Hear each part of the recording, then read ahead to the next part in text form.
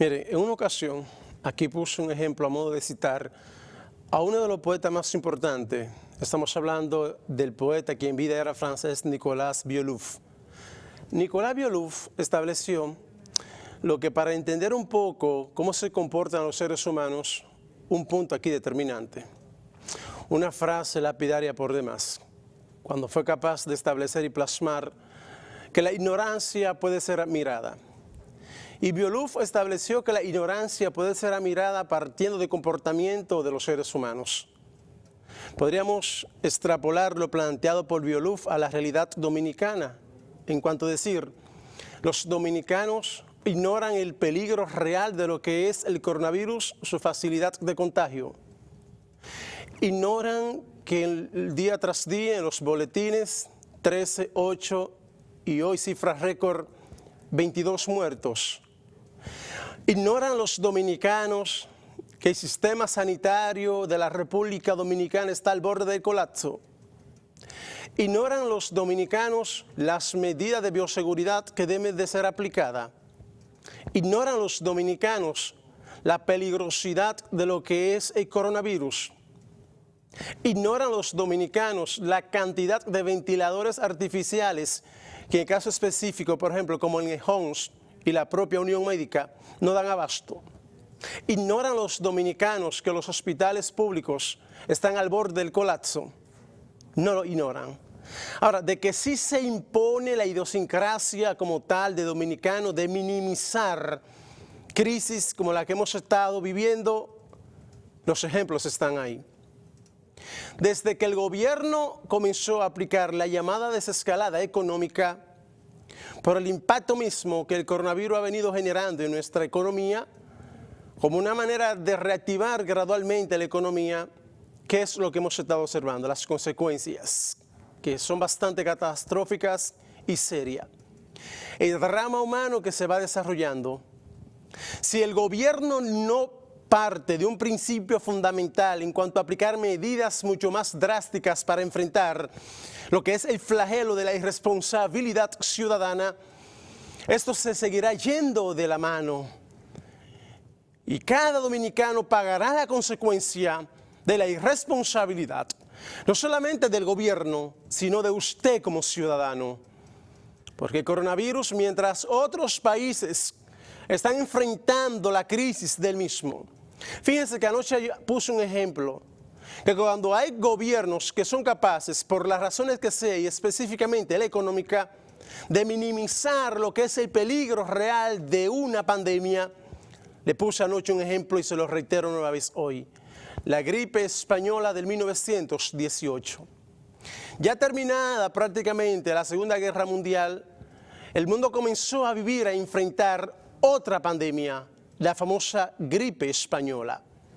En un periodo de 2 años, del 18 al 20, más de 40 millones de seres humanos perdieron la vida a causa de la gripe española. Muchos gobernantes de esa época minimizaron, dejaron de lado la aplicación de políticas de bioseguridad como una manera de no alarmar a la población global. Sin embargo, pagaron las consecuencias de minimizar la propagación y el peligro real público que representó la gripe española a partir de 1918. ¿Cuáles realidades estamos viviendo globalmente y en cuanto a la República Dominicana? Dentro del proceso de la desescalada económica, las aglomeraciones.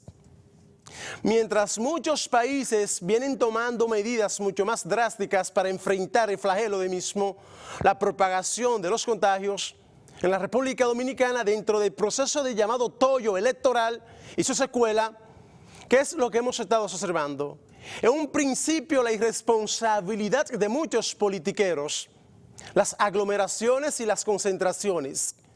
Resultado, los niveles masivos de contagios que día tras día se van contabilizando. El coronavirus encontró a la República Dominicana entre los países donde menos se invierte en lo que es el sistema de salud público. Fíjense que la ley 4201, el sistema de salud de la República Dominicana se divide en dos, público y privado. Si vamos a hacer un enfoque en lo concerniente a la Ley 4201, Ley General de Salud, que establece que se debe de destinar el 5% a dicho sector, la República Dominicana invierte anualmente menos del 2%. El 1,9% es lo que las autoridades gubernamentales invierten en el sector salud. La media en la región es entre un 8 a un 7%.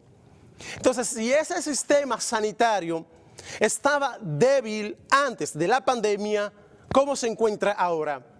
Al borde del colapso. Cuando a usted le dicen que comenzará a aplicarse el sistema triaje, que consiste en tener que quitarle la ventilación artificial a una persona que ya podríamos decir que no se le asegura vida, hay un drama y hay un enfoque ético en cuanto a eso, profesionalmente hablando. El médico que podría encontrarse en esa encrucijada, un enfoque ético como el profesional que debe de hacer todo lo que esté a su alcance para salvar la vida de quien está en peligro. Entonces están aquellos que por su juventud, aún dentro del proceso de la gravedad que podrían estar teniendo a causa del coronavirus, se aplica el triaje. Se le quita el ventilador artificial al de mayor edad para ponérselo entonces ¿a quién? Al de menor edad.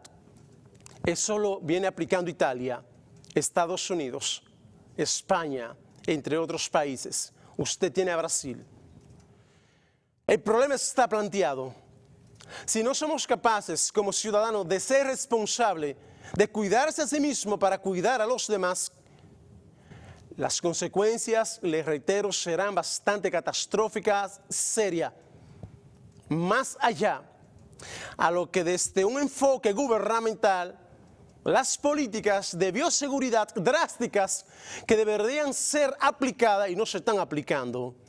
Pues entonces, pongan la atención, autoridades, sobre todo del Hospital Metropolitano de Santiago HOMS, con relación a que ya el sistema de ellos en cuanto a camas se refiere a colapsado.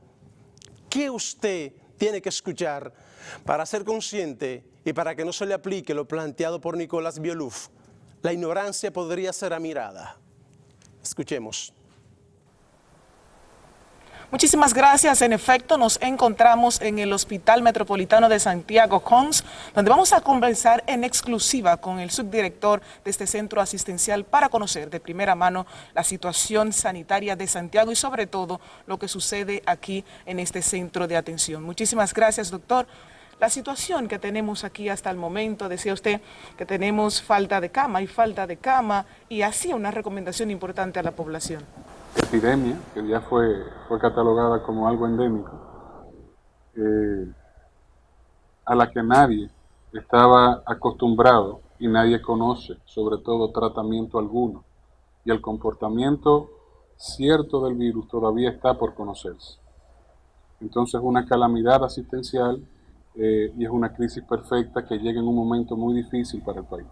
La población tiene que retirarse a su casa, cuidarse, porque puede darse el momento que tú te enfermes y no haya dónde atenderte. Esa es la situación actual real, no de Santiago, entiendo yo que del país también.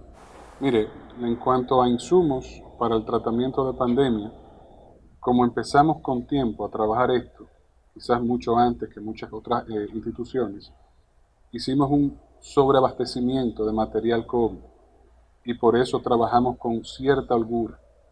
En cuanto a material de protección personal, desde el principio para nosotros el lema más importante era cuidarte a ti, colaborador del hospital, porque si se enferma la enfermera o el médico, no vale de nada usted tener una clínica o un hospital si el que da la atención está enfermo. Damos las gracias al subdirector de este centro asistencial Hospital Metropolitano de Santiago, al doctor Héctor Sánchez, por todas estas informaciones y como siempre reiterar a la población a cuidarse, a mantener el distanciamiento social para combatir esta terrible pandemia. Regresamos al estudio. Gracias, Abirnalis. Escucharon lo dicho, el HOMS, Hospital Metropolitano de Santiago. La capacidad de camas ha colapsado. Ustedes saben qué implica eso. Me imagino que lo saben. Usted va con el virus o con síntomas del mismo no lo van a atender. Y si usted va con el virus en una condición de gravedad, las posibilidades de ser ingresado en el HOMS hasta el momento es 0. En esa línea está la Unión Médica. Igual manera el centro médico. Si va por otro lado, usted tiene lo que es el materno infantil, Clínica Corominas. O sea, las principales clínicas de Santiago, en cuanto a lo que tienen que ver las camas, ha colapsado. El Hospital Cabral Ibáez, solamente pasen de visita para que tengan una idea qué es lo que se vive allí. Y vamos a seguir actuando con irresponsabilidad. Vamos a seguir disfrutando como si nada ha pasado, ignorando un peligro real de lo que es el coronavirus. Tiene usted que tener o estar al borde de la muerte para crear conciencia de no cuidarse usted. Y automáticamente usted no se cuida, tampoco cuida lo suyo. Irresponsabilidades mayúscula, que como les reitero, consecuencias bastante catastróficas que usted y su familia tendrán que pagar por sus niveles de irresponsabilidad.